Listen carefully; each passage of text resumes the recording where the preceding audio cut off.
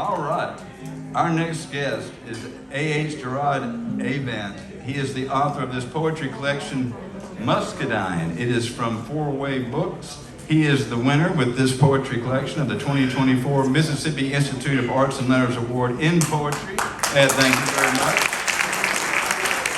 Graduate of Jackson State University, also degrees from Spalding University, New York University, and a PhD from the University of Rhode Island. And this year, he is the John and Renee Grisham Writer-in-Residence at the University of Mississippi, but a fine, fine poet and a great writer. Y'all please welcome my man, Jerriod Avant.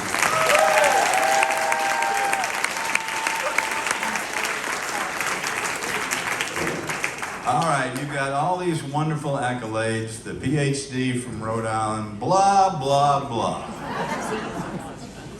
It's not on your resume. Few people know it, but at Jackson State University, Jerriod was not only a member of the Sonic Boom marching band, but he did all those moves while playing the tuba. Wow.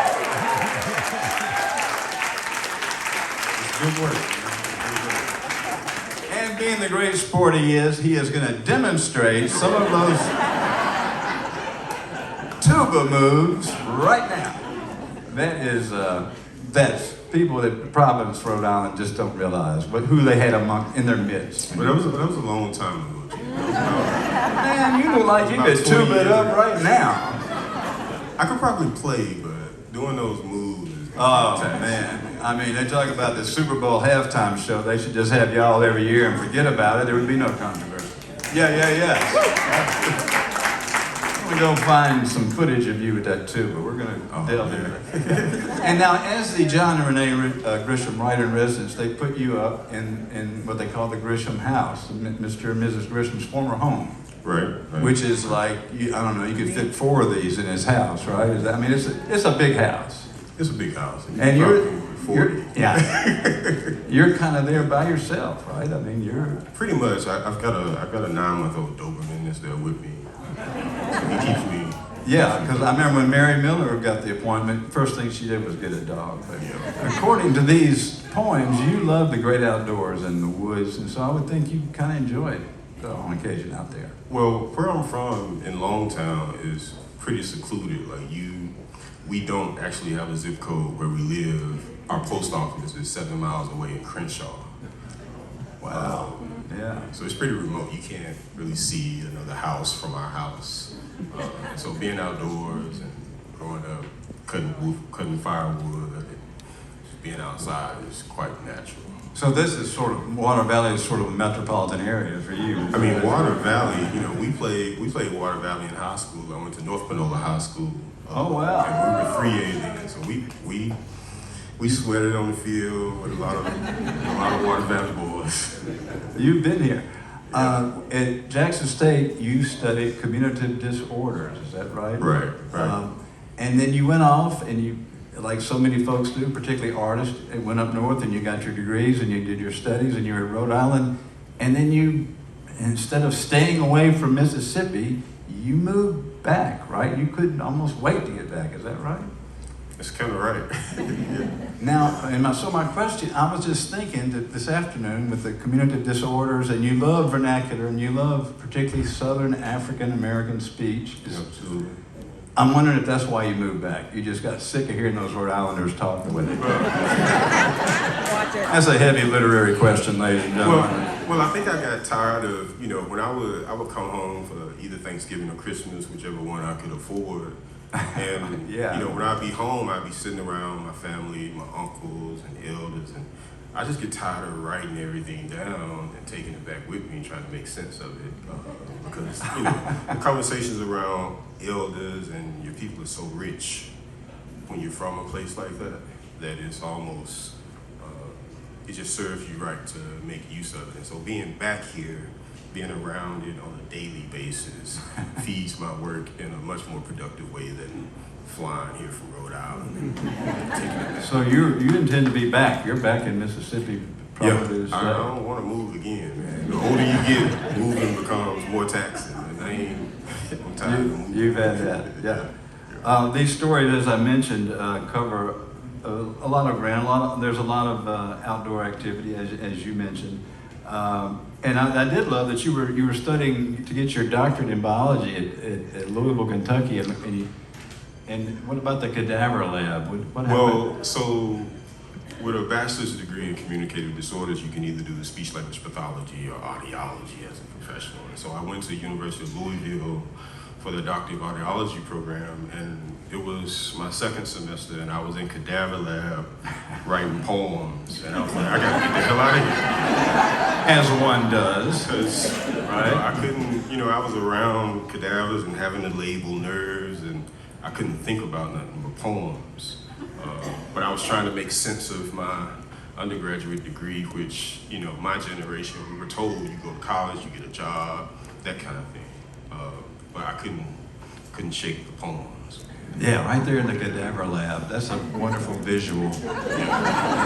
You being inspired to write poetry. You're a multifaceted, multi-talented individual. You love to take pictures. I mean, you really love to, like, you've got rolls and rolls and rolls. I do love photography. And perhaps a book coming out, maybe? Yeah, there are about 46 rolls of film, not about, exactly 46 rolls of film in my fridge from about 2 years ago. I just hadn't gotten to develop yet. Wow. It feeds my poetry feeds the photography. It's a symbiotic, it's a mutual relationship. They feed each other. We definitely want to hear a couple. I noticed in the book there would be some poems that were sort of straight ahead, almost linear, almost a story you could follow. Then you love the wordplay, and they're really. And I caught myself having to read the wordplay ones over a time or two, and they're almost like hip hop songs or rap songs in a way. Yeah, I do think they borrow from hip hop culture, rap. They're kind of insanely metrical at times. Yeah. But they are fun. And one more, in one of the poems, you mentioned your dad answering the door in his underwear. And I'm just wondering, is that a true thing, or is that? Yeah, he walked to the door. My dad was a big guy, maybe 2 inches shorter than me, but maybe 320, 325. And he'd walk up to the door with his underwear on and ask you who you wanna see, who you coming with. Next thing you know, those people are in the cadaver lab. Boy. All right. Well, somehow I knew it was true, because you could just tell by the poem that that's true. Man, you've got some great stuff about your family in here again, and being in the outdoors, which is, both those things are very southern. So we do want to hear a couple, if you don't mind. I think you've agreed to read a couple for us. Y'all do want to hear a couple of poems, do you not? Once again, y'all, Jerriod Avant, Muscadine, the name of the book. Missing person. Last time home, I saw a pair of shoes tucked into a corner, and it looked as if they hadn't been moved since he was here. The dust on them sacred and still. When I'm home, my mind labors in the dust. It's been 6 years, but I say it hasn't happened. Though the day persists, he's still tucked into a cloud, tucked into a tree, in the back of a long black car, and my throat won't let my heart through, no matter how flat my epiglottis falls. All about the day breaking is clean, so why this horror? A nightmare in my wake. A black silk blend pressed smooth, upholstering silent emotion, boldly, not a dent on him. We dare name this night with its sun out high, hanging by its hands, where the room was too small to be holding so much ache. Our worlds now captured by a piece of forest carved tightly, hinges now let us in or shut us out, but they failed to shut him in. A tree uprooted, the one I fell from, and I'm the only one to find him showing up in my day. Meetings, business trips scattered him, and I knew he'd be back, but not back so soon or in this form, and the way I am nervous about it all, if I am losing it, and if he's gone, how is he here with me? the dining room table and altar where we open all bodies, either give or take, how his form sits in sheer, naked torso, and you are to act as if his generous breasts aren't private parts. I don't see how I see what I'm seeing. My eyes shaping a silhouette of the man who raised me as the sun raises all of our sleepy shadows. What gives when two realms refuse to budge and won't make that sway completely to either world?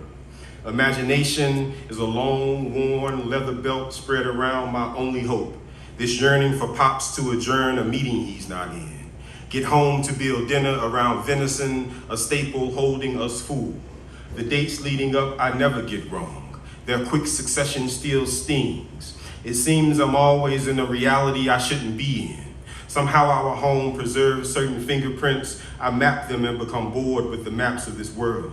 I would abandon one realm for another when I watch him swing into the driveway and catch his breath from the day before exiting the vehicle. I watch him honk the horn before he's honking it. Passes me a crisp $50 bill because I'm there. Hands me baskets of new pecans and muscadines we'll use. I hear him telling me how I'm trying to split the log against the grain and how that'll wear me out the same way lying will. The same way alcohol will my liver, and how not cleaning the yard will eat away at the lawnmowers' blades. I got a thing for fumbling through couplets. I hear him asking have I talked to mama, and he knows I have, and what I'm about to say. How I'm knocking on the window of this other realm, begging to sing my confusion until he understands me. I'm 1,154 miles from home, farther from him, and still we continue this secret of running into each other.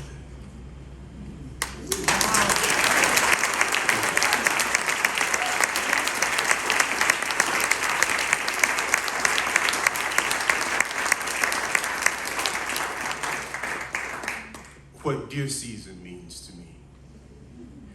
In the house, there were always two white deep freezers packed pretty decent with red meat.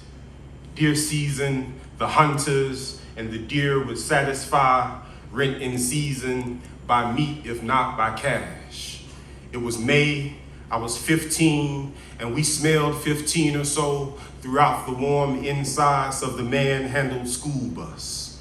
When Pops steers quick and clear to dodge the deer, and Charlene yells, I didn't even know it was deer season.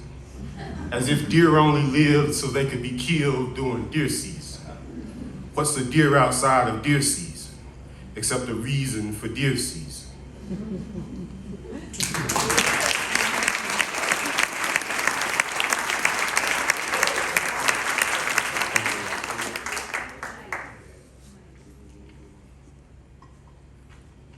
Catfish. Catching. Church begins in the mouth as a hook I cannot soothe and never saw coming. Beyond this watery realm, muddy and murder-ridden, baiting a ritual. Pierced and laid against inquisitive steel, a fetching of the hungry, gathering of predators, to feast of the one we know loses.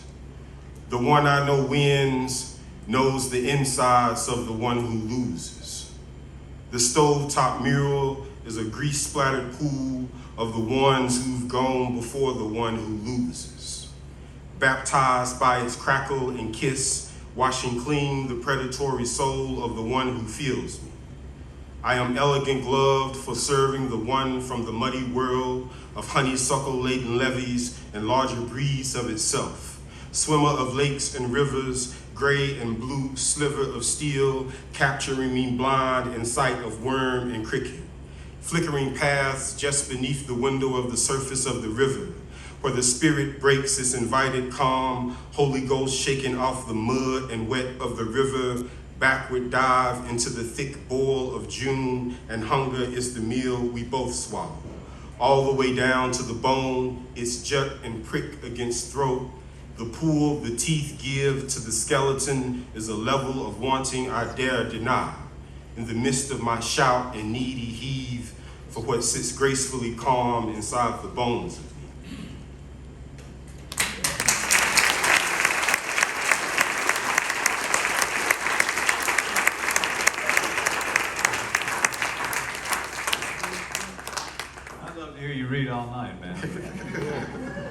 Y'all please welcome one more time. Thank A.H. Jerriod Avant.